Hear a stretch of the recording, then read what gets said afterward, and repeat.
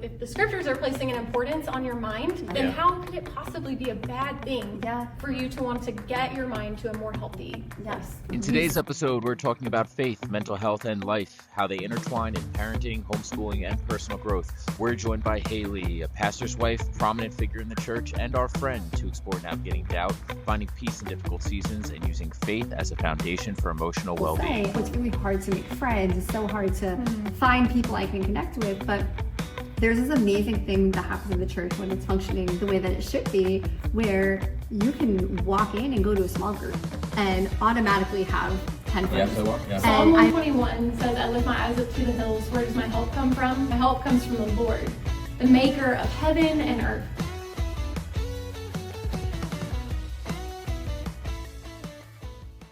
I was really blessed to grow up in the church. My mom pretty much immediately was taking me to church, and so my whole life I grew up in the church. We were extremely active in the church. So as a young kid, I was participating in all kinds of activities and plays and camps and things like that. And then it was like later in my life that really my faith came my own. So I was baptized when I was 9, but I look at really my early college years as the real beginning of my faith and taking responsibility and really starting to see. I love that. I love that so much. Yeah.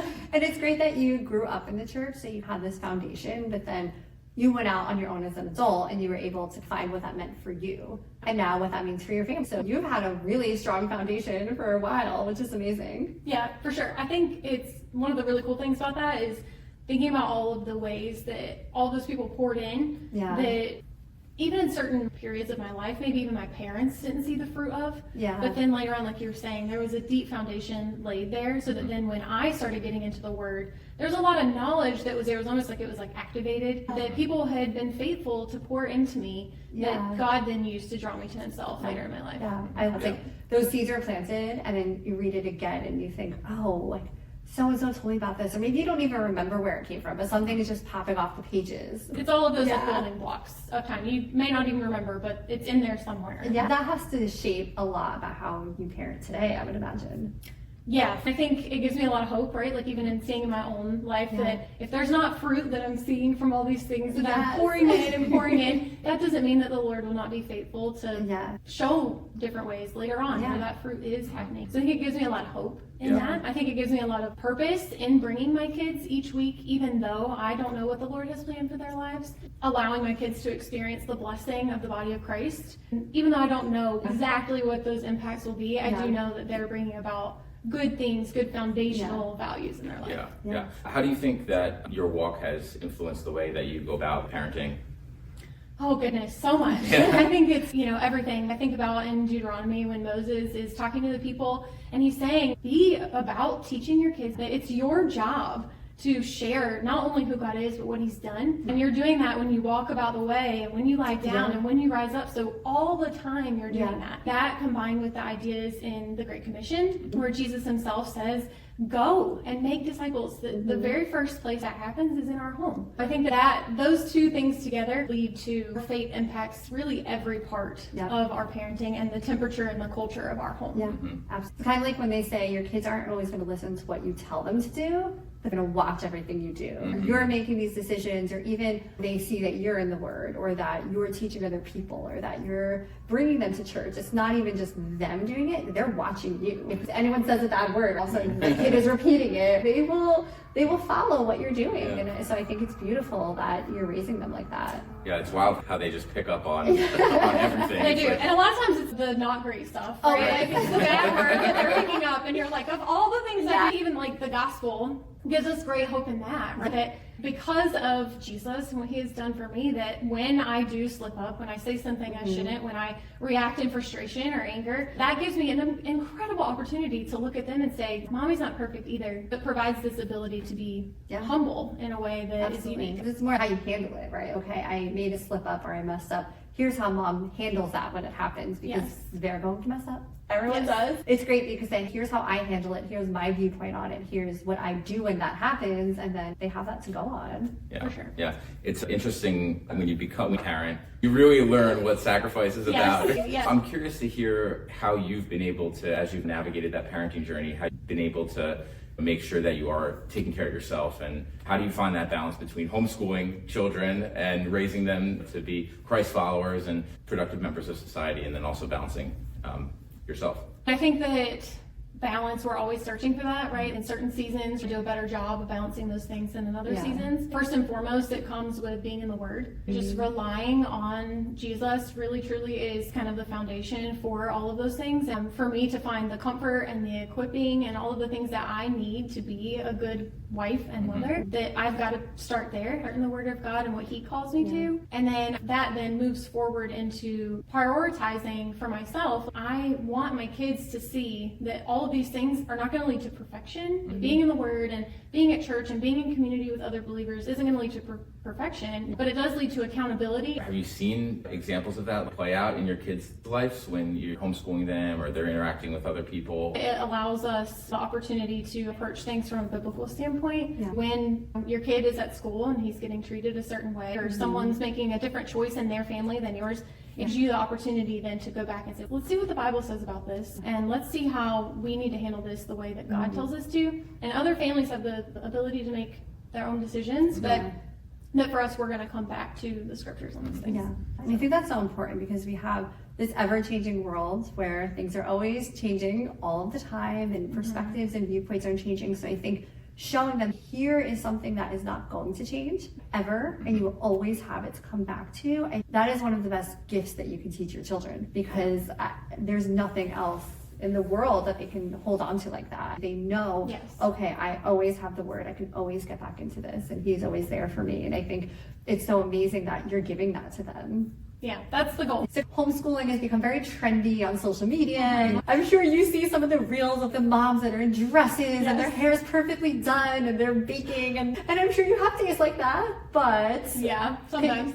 What is a realistic day of homeschooling and parenting? Like, can you walk us through what your typical day looks like? I really have days where I'm wearing a dress in the house and have my hair done. I start my day early. I learned very early on in motherhood that I needed where it was quiet and where I was alone completely. I love to be around people, but it can drain me a lot, and I've got a lot of little people in my house that constantly need me, and so I learned that very early on that I needed to prioritize that for myself. I use that time in the morning just to, honestly, to just relax. I spend that time in the Word. I spend time praying for certain people that need prayers, or reaching out even to certain people, and then a lot of times I just sit and look at my phone or do something else that's relaxing and just kind of use that time. So I start my time with that, and then my kids usually get up and at it around like 8 and that kind of thing. We do a hybrid with my older children, so I usually take them to the hybrid on those days and do school with our youngest child at home.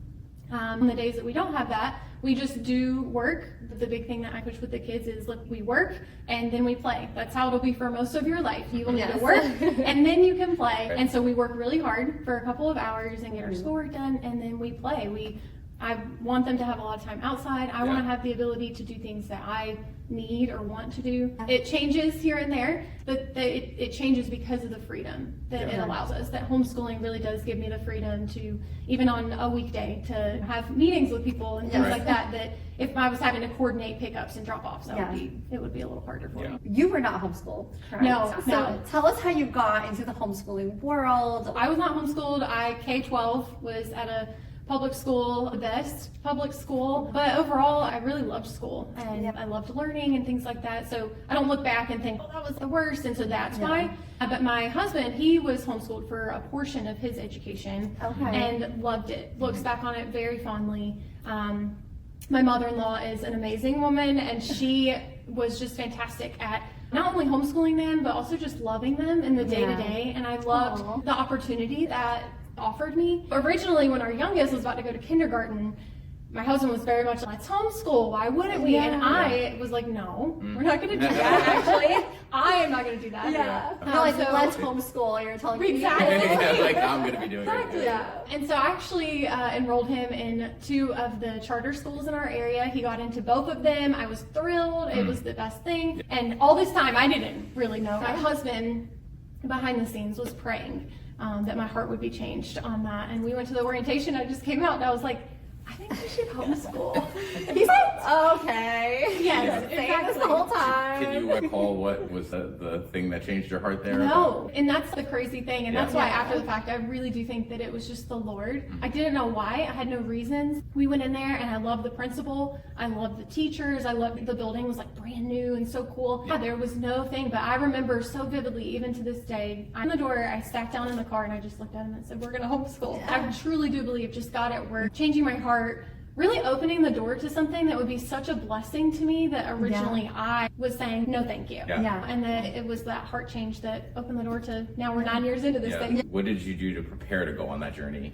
At that point, I immediately reached out to my mother-in-law Yeah. because, like I said, she's an incredible woman of God and just continues to be an amazing resource for me. She really set me on that path of even knowing, okay, he's in kindergarten, what do I have to teach him? Even knowing where to find those standards, that was how I set about that journey. And then a lot of it's just in learning as we go, adjusting as needed, and Which is kind of mirrors parenting in general. Of Yes. We're going to figure it out as we go. and rely on the wisdom of other people that have been there and done that. And Yep. Cassie and I have talked about maybe homeschooling as an option, and one of the things I always think about is like at kindergarten, first grade. That's what we were just Totally talking about. fine, yeah. Fifth grade math. I would be able to tell. What would you say to people who are feeling led to homeschool if they want to, but they're feeling inadequate or that they're not equipped? I would think that really for so many things, originally we would look at in our lives and think, oh, I have no idea what to do with that, right? Yeah. And so I think with anything in life that you desire, that you just lean into that. Yeah. You look for the resources, you look for the people that can help you. You learn as have an open heart, have the humility to say, I need help with this. You're mentioning with the social media stuff, the resources that are out there right now are just, even from just 9 years ago when I started homeschooling, it's incredibly different. Oh, I'm sure. There's so much more out there. I would say that there are hard days in anything. There are in homeschooling. Even when you feel inadequate and you feel like I'm doing a horrible job of this, for every one of those days, there's these moments that you think, I was there to see that light bulb go off. I was there to teach them to read. Yeah. I was there to do all these things with them that had I put them in school, I actually would have missed those things. Would have been a whole different situation. Yeah. I love that perspective of you might not know exactly what you're doing when you set out to do it, but you'll figure it out. Like so many other things. If you're going to There's train so for many things to do anything like that. or do a new hobby or anything that you're going to do in life, you're not going to always know exactly how to do it, but you'll figure it out. I love that there's so many different resources out there. You're intrinsically motivated to do a For good sure. job. If you do a good job, the payoff is Yeah. Yes. for sure. And they will tell you if you're doing a good job or not. I'm sure or at they least if have you're not opinions. doing a good job. That they will know. do. Yeah. Don't believe this is boring. I'm bored. Yes, but that's where you see that fruit and all those little things. Similarly, with just parenting as a whole, that you look for those little glimmers of, okay, today as a whole might have been terrible, but there are these little wins that were all along the way. Absolutely. When you're homeschooling, you have a role as teacher and then you have a role as parent. How do you find the balance between those two roles? That one can be hard. I don't ever really shift in either direction. I'm always mom. I'm sometimes also teacher. For me, that I hope leads to the kids picking up that like I can always be learning. And so that's my hope as a mom that, hey, I'm always mom. And so that means that I'm your number one fan. I am behind you all the way. I'm not your enemy. And so I think that's actually helpful to not ever turn off mom and just be teacher. I'm always mom. And so that means that when I make you do that math problem again because you actually got it wrong and we need to go back and try that again, it's for your good. I'm doing this for you because I'm behind you, I'm supporting you, and I want you to win. And they might not express all the time that they see that, but they know that and they feel that. And I'm sure you see it in other ways. I like to hope and they can understand like the value of learning things, the value of having to back up and try again, all those things that as their mom, I really am more invested in the skill of that, of being able to get back up when you don't do something right, or to have the humility to say, I need help. All those things that as their mom, I'm invested in that skill instead of just being their teacher where I'm really just concerned on did they master that concept or not. Right. I'm sure that they have a huge community just at church, as you do too. Can you speak about how that kind of coincides where you homeschool, but then you also have this amazing community that you lead into for friendships and everything else at the church as well? Our church is actually really blessed to have a large homeschooling population, which has been such a blessing to us that those kind of come together in a lot of ways that a lot of times they don't. Our community is absolutely huge. Especially for us, we actually used to live in the South. We moved up here. We have no family anywhere closer than 8 hours. And we've had to lean into that community even more. And it's such a huge piece for us that not only for our kids to get to see there are other families that are making the same choices that we are, but also, and more importantly in my mind, that they get to see other adults. That these people that are in our community, whether they're homeschool parents as well or not, that they get to see so many godly men and women that are following the Lord. That it's not simply mom and dad are doing that or whatever, but they get to look out and see in our community men and women that have overcome great things, that have been healed from amazing things. Just get to see the way that God is at work in the body of Christ outside of our home, which I think is the coolest part of our community. A lot of people who are not plugged into a church, they might not even understand what that community means, right? Like they might not really even understand that concept. If you had to explain to someone who has never stepped foot inside a church what a church community looks like, what it feels like, what kind of things you guys do together, how would you explain that? Interestingly, with the whole parenting conversation, where as a parent you are super invested in the well-being of your child, I think that is very similar to the function of the body, where I am very invested in the spiritual health of my brothers and sisters. When you have that foundation, then that leads to the opportunity to have deeper conversations, to hold each other accountable, to be there for each other in really good ways. I would say that our community here is really helpful in that it challenges me to grow. It's also there for me when I fail.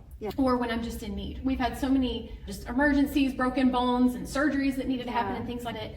Our community stepped in. Seasons of my life that I was really struggling with a particular thing, that I had friends reaching out within the church. People are so invested in it. They see the value of being intentional.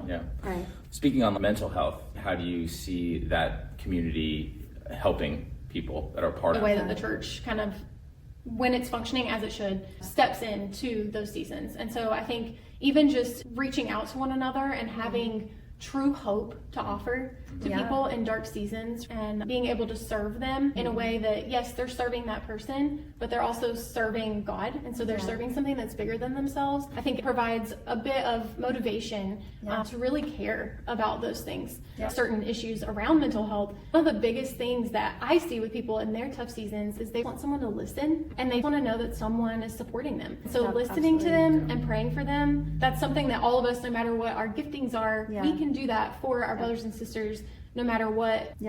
I think that's so important to just say, hey, I don't know if I know exactly how to help you in this moment, but I'm going to be here for you. I'm going to sit next to you. I'm going to pray over you. I'm going to be an ear for you to talk to. And then, like you said, maybe really stepping in if there are more serious issues that someone needs more help with. I think that is a beautiful thing. And it's interesting because a lot of adults will say, it's really hard to make friends. It's so hard to find people I can connect with. But there's this amazing thing that happens in the church when it's functioning the way that it should be, where you can walk in and go to a small group and automatically have 10 friends. And I don't say it as in, you can just walk in and everyone loves you, but genuinely that is how it should be. And it is incredible. I've been on the other side of that so many times, where I'm showing up to something for the first time and I'm connecting with people and I'm talking to them outside of church, and we're truly becoming friends and we're developing that relationship. And it's really interesting because normally it is hard to make friends as adults. This is an environment where it's actually really easy Maybe too easy sometimes. Too easy, right? No, we're so busy. Because immediately you have something in common. That's different than even showing up to a running club or something like that. You've really got to work through a lot of those differences, whereas for us, even though you have really young children and my children are a little bit older, that we're still working with the same foundation, the same worldview and all those things that I think that's what makes it so unique. To that point of worldview, to find friends as adults that are just aligned with what you believe and how you see the world and things like that is difficult. And there is so much research out there that shows that having a belief in God and a higher power, how impactful that is for your mental health, because it is that feeling of hope. And that there is a purpose for your life, because so many people struggle with their mental health because they think that they don't have a purpose, they don't have that value. And that is something that, being a believer, you get to have that. Maybe I'm not worthy of what Jesus did for me, but I am worthy of being loved, and I do have a purpose, and I'm here for a reason. And having that foundation and having that understanding, what that can do for your mental health is incredible. But then also along the same lines, because we all have that, there can be a stigma sometimes against people who do suffer with anxiety or depression, this feeling of isn't God enough for you? Why are you still struggling with this? Have you seen that not in this church, but just in the spiritual community at all? Encouragingly, we're getting a lot better about that. Even 15 years ago, it would have been much more of a stigma. In a lot of ways, we're moving away from that, which I'm really thankful for, because I see it more as help and seeking therapy for certain things that you might need. It's not a hindrance. Faith and therapy and other methods, they're not mutually exclusive. It's not if I'm seeking help in this way, I must not have faith. That's not how it works. So therapy, I think, is not really a hindrance to stepping out in faith. I think it's actually a tool for stepping out in faith. The recognizing, hey, I need help. And maybe I'm not even in a tough season right this minute. But that even just keeping things where they need to be, someone that's checking in on these things, that the way that the Bible constantly talks about the power of the mind, I think a lot of people have a misconception that Christianity is all about what you do. Do this, don't do that. Do this, don't. And really, yes, there are things that God says, clearly this honors me and this does not, but there's so much and about thinking on things that are good and beautiful and true and worthy, of focusing your mind on your true refuge, your true strength. I think all of those things are really important. So if the scriptures are placing an importance on your mind, then how could it possibly be a bad thing for you to want to get your mind to a more healthy place? We see so much of what is written in psychology textbooks, but if you read the Bible, a lot of this stuff is in there already. So I always find so fascinating. Paul talks about cognitive behavioral therapy before anyone else did. I'm just going to throw that out there. I'm not going to quote it correctly, but he talks about when your mind is on something, then you're going to speak something, and then you're going to do something, and he goes through the whole thoughts, feelings, behavior. And it's so interesting when I read that, when he says you need to get your thoughts aligned, and then you need to get what you're saying aligned, and then your actions are going to be aligned. And he explains that process, and I'm like, that's cognitive behavioral therapy. I'm off with that first. It's so true. When you can clear your mind and you can be in a good headspace, then you are more likely able to do things that are more positive, or to be able to connect with God in even a deeper way, because you're not ruminating about other things. It can go so hand in hand, but I do laugh about that. Fantastic. Yeah. I think another thing too in that same vein is that when you do seek help, right, and you do move to a healthier place, whether it's, I've seen so much in the church where people that are partially even on the other side of these difficult struggles, that now they have this amazing testimony, not just of what the Lord did for them, but also of, hey, this worked. And then they can also start to see the signs for their brothers and sisters of, hey, I noticed this. Are you doing okay? Equips people really well when you've gone through something, to really serve others well when they are going. When they say a hospital is not for healthy people, and a church is not for all healthy people, that is a big part of it too, is that if someone was a new member of the church and everyone around them was perfect and their lives were together, they never struggled with anything, they'd be like, I don't belong here. I would not belong there. I would walk in and be like, oh no, this is not for me. But when you start talking through this, I went through something similar, and here's how I got out of that. That you can connect with people, and you can realize that we're all humans, and the world is flawed, but we can also support each other, and we can learn from each other, and there's so much value in that. For somebody who might be listening, who is going through a season of loneliness and struggle, or maybe someone who's just looking for that community, what would you say would be things trying out churches, or I think the number one thing is making sure that whatever community you're considering getting involved in is a biblical community, one that is truly Bible based. And so you're looking for that. I think also you're looking for a church that is going to prioritize not just people coming in on a Sunday morning or at an event, but that really cares beyond that. And so then they have things in place for growth beyond that. For example, here at our church, you can come on Sunday mornings, and we hope that you are here and that you enjoy the events, but that ultimately we want to see you in the Word. We want to see you growing, because we want to see the fruit of Jesus Christ in your life. Looking for a church that does prioritize true Christian community, whether that be through small group discipleship, through mentorship. Those are the types of things that I would be looking for, and that they're following a biblical worldview and a biblical standard in order to accomplish that.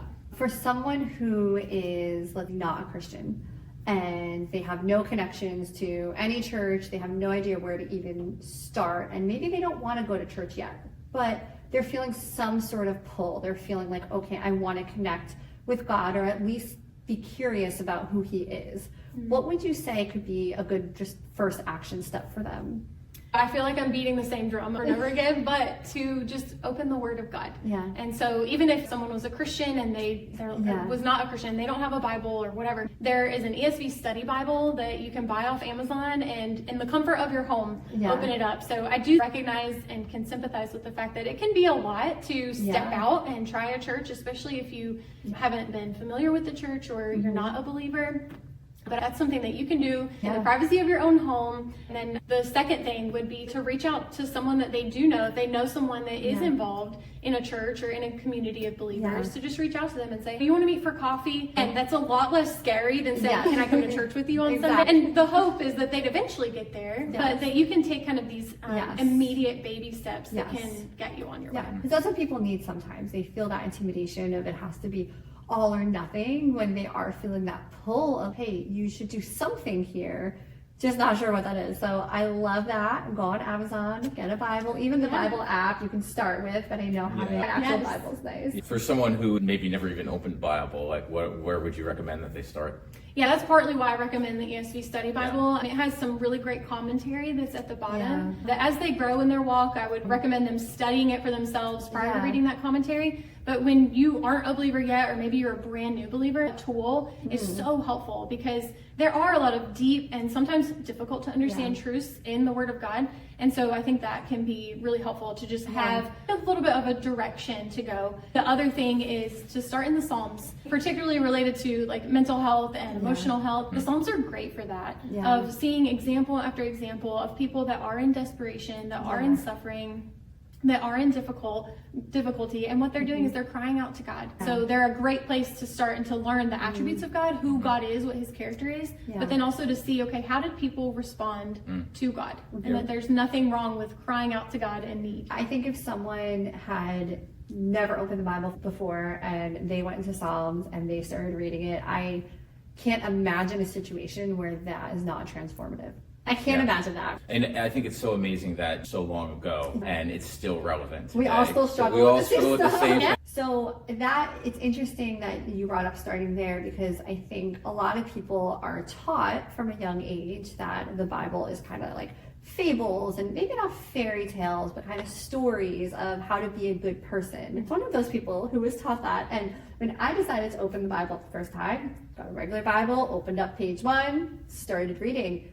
Boy, was I confused. Like, where are all the stories of how to be a good person? It was very intense. It was very overwhelming. Because you think to start at page 1, right? I read the Bible from page 1 all the way to Revelation. I read the entire thing, and I had no outside help or guidance with that. And it was very overwhelming, and eventually it got me to where I am in my faith walk. So obviously it was still such a good thing. But yes, I think that had I had some sort of commentary, or maybe started with something that I can make a little bit more sense of at first, I think would be really helpful, because I know you teach a lot of people, a lot of parents, how to, and kids, how to read the Bible and the theology of that. So can you speak a little bit to that, of how you should read the different books, and maybe starting at page 1 and thinking it's just going to be all good moral stories is a little misleading. Yes, I think that will set you up for at least some difficulty, or at the bare minimum shock, because the first couple chapters alone include a lot of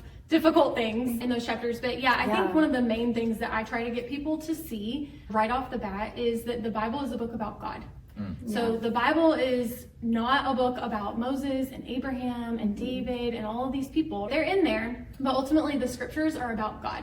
And so I think that changes our mindset when we go to approach the scriptures, that we're not simply looking for, okay, what's the answer to this problem? How am I supposed to do this? Because a lot of times you're going to not find that, and it's going to be really frustrating. But if you're changing your view and you're looking to see, okay, who is God in this? Even from page 1, God is creator. Okay, what does that mean? It means that he is Lord of all, that he is incredible, that he spoke out of nothing and created the world, right? So you're seeing all these things about God instead of thinking like, okay, well, that's really nice, but what does that mean for me? And I think it changes your perspective and your focus. So I think that's the biggest thing that you can do. And as you grow in that understanding the different books of the Bible and their place in God's story, that the whole Bible is telling one story, and it's that God loves mankind and that he has a savior for mankind. And so when you're reading, you're seeing, okay, how does this point me to God? What does this show me about his character? But then you're also asking, how does this fit into God's grand plan that we see from Genesis to Revelation? As you keep that in mind, that's when you really start to marvel at the beauty of the scriptures, the way that so many different things connect, the way that God had a perfect plan all along, and that I'm a part of that plan and that you're a part of that plan offers us a lot of hope. It goes back to that purpose, right? That everyone has a purpose, everyone has a part in that story. Even if your name is not in the Bible, you are a part of the overarching story. The Bible kind of makes you step out of just your own viewpoint for a little bit, and it makes you focus on God instead. And I think that's actually so beneficial for people who are struggling with their mental health, because a lot of times you can feel very flawed. You can feel like something is so wrong with me and I need to fix it. And when you can step out of that a little bit and say, maybe you don't have to completely fix it on your own. Maybe you're not responsible for having all the answers and knowing how to do everything. I think that can be really powerful for someone who's struggling with their mental health and feels like they have to do it on their own but doesn't know how to. Yeah, for sure. And I think, looking to the attributes of God is really helpful in understanding things about ourselves. That if we understand who God is, that helps us to better understand who we are. But I think ultimately looking back to the character of God does offer us so much purpose, so much hope, that again, going back to that example, right, that on page 1, I see that God existed before anything. I see that he created all things. So I know that God is more powerful than whatever this season is that I'm in right now. That he is able to help me through this. And because I'm not doing it alone, but I'm actually doing it through the power of the same God that made the whole world, that offers me a lot of hope that, okay, I can get on the other side of this. I'm curious how you would respond to somebody who I'm feeling this way or I'm in this position because of God. I think that God does use our suffering. I think that seasons of our life that we do experience suffering, it is for our good and for God's glory. And sometimes it's really hard to say to people, especially when they're in just horrible situations sometimes. Of course, we can rely on the story of Job. I think that's one of the most famous ones of looking, where this great man of God experienced horrible suffering, and yet God was right there with him the whole time. He never ever left him. And not always will our story look like Job, where on the other side of our suffering we experience plenty. Sometimes that's the case, but not always. But I think that's where the hope of the Christian is that, hey, if never in my life this goes away from me, if I always suffer all my days with this, I know that on the other side of this, I am face to face with Jesus Christ for all of eternity. And when I get there, that's going to be gone. That is so powerful, and I think that is something that can push people away from the faith if they think, oh, God is really, this wouldn't have happened to me. So I think that kind of flips that on its head and says, no, this is a part of his plan. He does still have you. I think that's much different perspective to look at.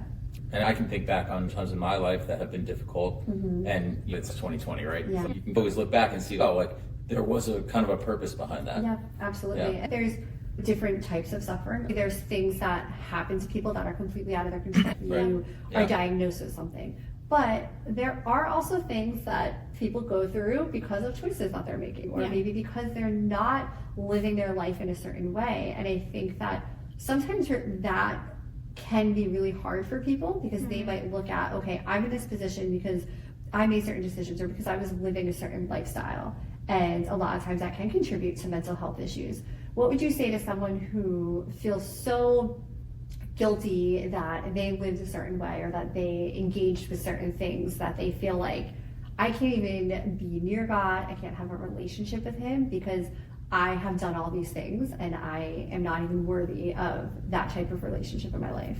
I would say to them that the whole gospel, what Jesus has done, the salvation that he offers, it's not at all about what we have done. It's all about what he has done. That Jesus lived a perfect life in my place because I couldn't do that. He died the death that I deserved for sin. He did not commit any sin. And then he rose to life so that I can have new life. And so all of the gospel is pointing to what Jesus has done, not what I have done. And so I think that's the beauty of it, is that we don't have to fight and have any kind of confusion about have I been good enough or have I done enough good to outweigh all of those bad things that I did. But actually I just get to look at the cross of Jesus Christ and I get to know that he did it all and it's finished and I can rest. And you can think of it too almost like a daily reset that you can go to in a way of, okay, maybe I messed up even just yesterday, but I can focus on Jesus today. I can just say, hey, this is what I did wrong. Can you please help me do better? And you can try to do better the next day. And I think that in itself is just powerful. It's so powerful for your mental health, but then also I think it's hard for people to believe that they could do so much in their life and that they would be forgiven by God. I think that is such a hard concept for people to understand or to accept, maybe because they don't feel deserving of it, or they might equate it to people in your life. Someone who maybe didn't make the right choices in the past and now they have relationships that are really at risk because of that, or people who maybe don't respect them because of certain things. I think that the relationship with God is so different than our relationships with other humans, but it's a tricky thing to try to teach people when they're not actually experiencing it. That's just where it goes back to just focusing on the completed work of Christ and knowing that even if you're suffering consequences of decisions that you made, like I even know a lot of adults who they became followers of Jesus after their children were grown. And so they look back at the time that they had with their children and feel a lot of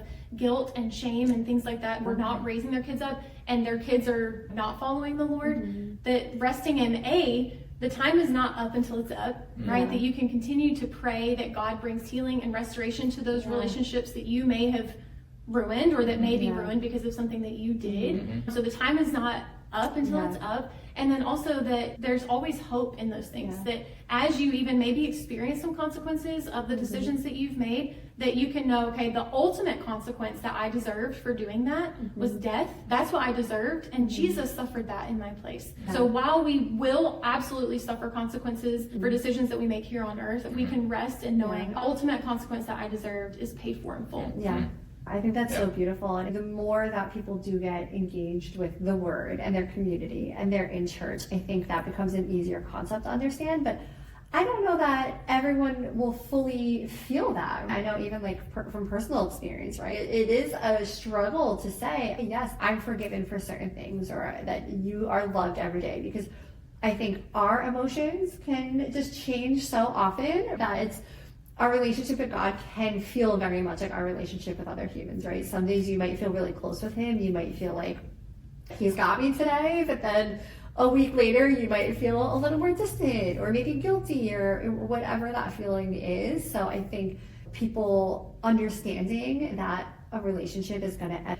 His view doesn't change and he doesn't want our relationship to change with him. It's not because of him. He's not finicky. It's because of us. That is just something to remember that is going to happen. If you're getting up every morning and you're in the Word and you're at church and you're just on fire that season, you might feel a little closer to him than when you're really busy and you're focusing on other things. That is very normal. That the kind of ebb and flow of that relationship will be, you're going to experience that no matter how far along in your walk you are. Absolutely. There's seasons for everything, and including that. Our ultimate goal is that we are, no matter if we're going slower or faster at certain times, but that we're always headed in the same direction. That our direction is always becoming more like Jesus, honoring him more, glorifying him more with our life. And sometimes you might be running to that finish line, and then other times you might just be crawling or someone's dragging you maybe. So just, that there's going to be different seasons for different things. And I love that God uses people in the Bible who do have so many issues. They clearly have mental health struggles. Can you speak a little bit too about how we're not looking for ourselves in the Bible, but how we can look towards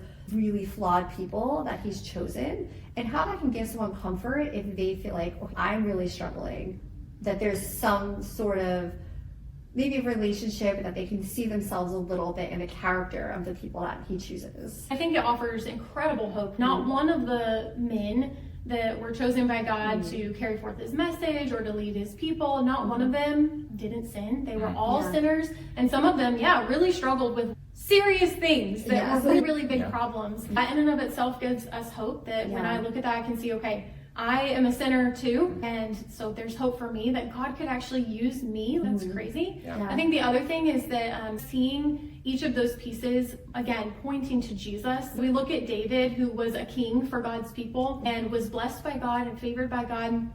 King David really struggled. He struggled with lust. He struggled with having someone murdered. He struggled with making bad decisions. For people who don't know the Bible, we're talking about like really big things. Really serious mental health Serious issues. things. Yes. Yeah. And even through times where you can see in the Psalms again, where he's crying out from those places of brokenness. Yeah. And so this is King David, who was up on this pedestal. He was a promised king to lead Israel's people. That really, in looking at King David's story, we see he failed. He failed in what he was called to do, but King Jesus didn't. He did exactly what he was called to do and lived that perfect life that King David couldn't. So I think when we look at some of those stories, we can shift a little bit and see, yes, David was a broken person.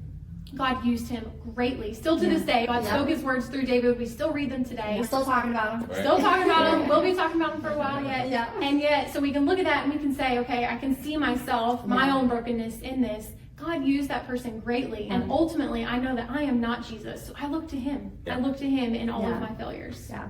It's almost like that's the whole point, right? Because if we weren't all flawed, then having God turn into man and come to earth and not sin at all, it wouldn't be that impressive if we all were just amazing all the time. That's the whole point of it, that we can't do that, and we're not really expected to do that. We're not expected to be these perfect specimens of human, right? That's why God had this plan. It's not like, whoops, you guys all messed up and now I have to fix it. He knew this was going to happen. So this is not that you should condone things that people are doing wrong all the time, but just accepting a little bit, okay, that it's going to happen. We're going to struggle. We're going to do things. We're going to make poor decisions sometimes. Right. And that is part of the human experience. And that there's grace offered in all of those things. And going back to the whole consequences thing, there's both. That it is both. There is grace for these things, but also, just like David had to suffer the consequences of some of his decisions, for us, that we're not perfect, and sin unfortunately has consequences. Really,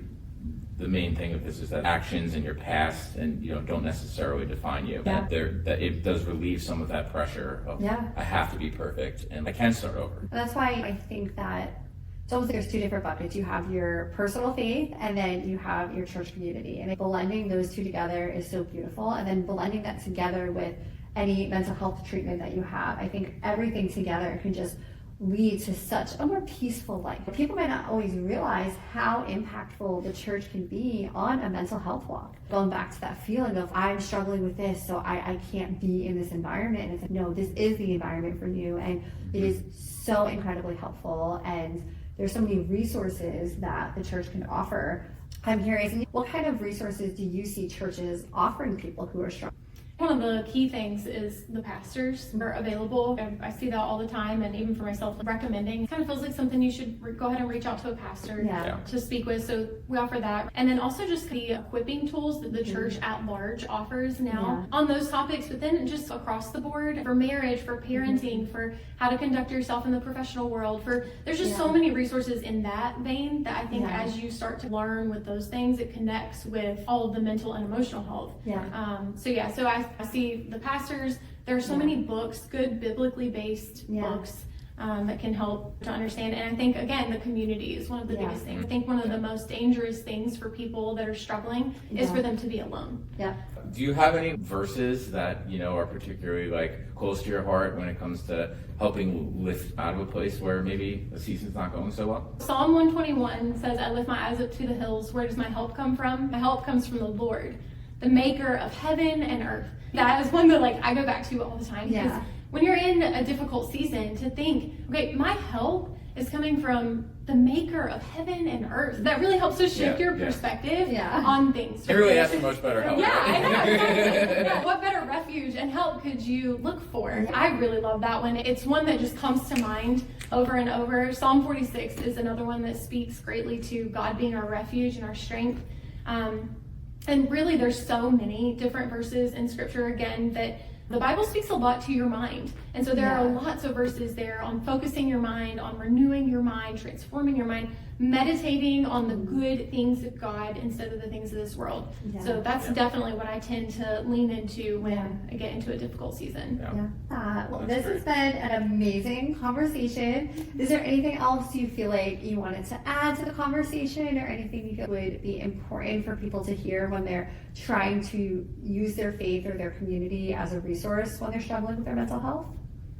I think just the encouragement again to just be in the Word, find yourself a good Bible-believing church, and to ask for help if you need it. That there's no shame in doing that, that there's no problem in doing that, that there is hope in the gospel, and yet also we can step out in faith knowing that God, just like He has offered the knowledge to create modern medicines for physical needs, that He has also equipped solid believers out there in order to help His people as they get more healthy mentally and emotionally.